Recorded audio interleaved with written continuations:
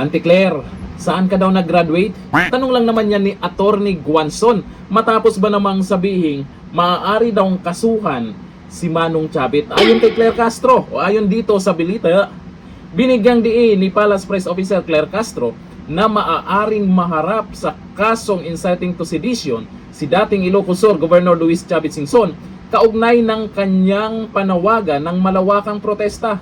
Teka, magprotesta lang naman, hindi naman nanawagan ng gulo yan.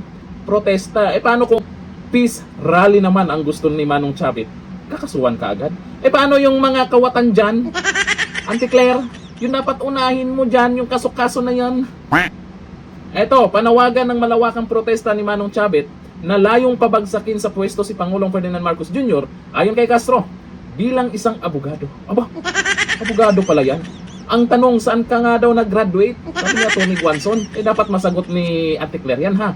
Malinaw umano na ang paghihikayat sa publiko upang patalisikin ang Pangulo ay maaaring pumasok sa definisyon ng sedisyon sa ilalim ng batas. Paano nga kung ayaw na ng tao sa kanya? Paano nga kung ayaw na ng mga taong bumoto sa kanya? Paano nga kung inaayawan na siya? Gusto mo pa rin papalakpakan yung amo mo?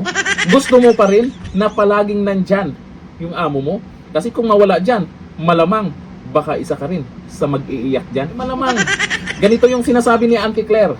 Kasi isa siya sa kinakabahan pag si VP Sara ang nakaupo sa Malacanang.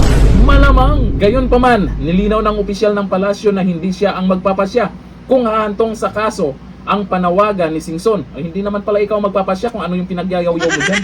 Anya, nasa Department of Justice pa rin ang kapangyarihan ng motu proprio investigation kung makikita nitong may sapat na basihan.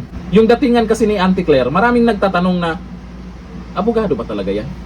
Etong si Atty. Rowena Guanzon, alam natin magaling na abogado yan. Yan din ang tanong, saan ba nag-graduate yan?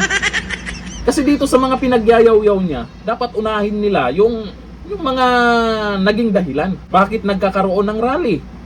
Anong dahilan? Alam naman nating lahat dahil sa nangyayaring korupsyon. Yung mga kurap ang unahin yung kasuhan.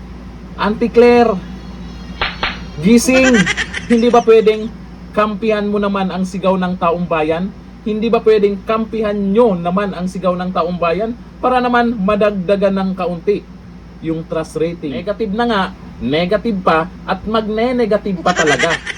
Alam naman namin na isa ka rin, Auntie Claire, sa kinakabahan kung itong panawagan ni Manong Chavit ay lumabas yung mga religious group at yung mga kabataan. Pag nagsabay-sabay ang mga yan, magmarcha papuntang Malacanang. Sabagay, madali lang sa'yo ang bumaliktad no? Auntie Claire? Kasi sa mga vlog mo noon, talagang nakikita po natin, napapanood po natin na bumabanat din po ito kay Junior. Ngayon, siya yung nandyan, biglang, bug, baliktad ka agad. Ang bilis, mabilis lang para sa kanya. May mga taong ganun na anytime, yung mga pinagyayaw-yaw nila sa social media, kaya nilang baguhin, kaya nilang bumaliktad. Anytime. Nagawa na niya yan. Ganyan kagaling si Auntie Claire. O ayan po dito sa mga nag-comment po dyan. Sabi ni Lucas Abalos, yan lang naman ang kaya nyo. Ipahuli pag may nagsasalita laban sa gobyerno. Dahil sa kurakot, pero ang ibidulgar ng mali-malitang pera na ninakaw, kinalimutan na. O nga, yung investigasyon nakaraan. Dyan sa naibulgar sa Senate Blue Ribbon hearing. Ano na? Ano nang balita nun? Wala na. Ewan ko lang kung sa mga susunod may mga magaganap pa na hearing at may mga makakasuhan pa. O sabi ni Ania Galante, tama si Chavit, kailan pakikilos kung ubos na ninyo ang pundo ng bayan? Bawal magreklamo, bawal sabihin ang totoo ng mga nangyayari. Kayo lang ang may karapatan magpa-aresto. Yan lang naman ay katanungan po ni Ania Galante. Ayon kay Efren Despabiladero, kaso sa mga kumukontra sa korupsyon, pero yung involved sa korupsyon, wala. Kasi dito naman kay Manong Chavit, talagang may mga resibo siyang inilabas. Kahapon, nung nag-live po siya, may mga resibo siyang inilabas, isa-isa, at may mga numero mismo, may mga numero. Kung ilang bilyon ang ginamit, yun dapat yung kontrahin nyo, na hindi totoo to, fake news to. Pero ang pinagyayaw nyo, itong panawagan ni Manong Chavit na mag-rally, paano naman kung peace rally naman yan, Auntie Claire? At marami namang harang dyan, Auntie Claire, papuntang Malacanang. Ang daming harang dyan. Huwag kang masyadong takutin, Auntie Claire. Relax lang. magtatagal ka pa dyan. Kasi naman, ang taong bayan, ayaw din na mawala ka dyan. Mawalan ng katatawanan. Patawa ka pa dyan. Hanggang dito na lang, thank you. Bye-bye.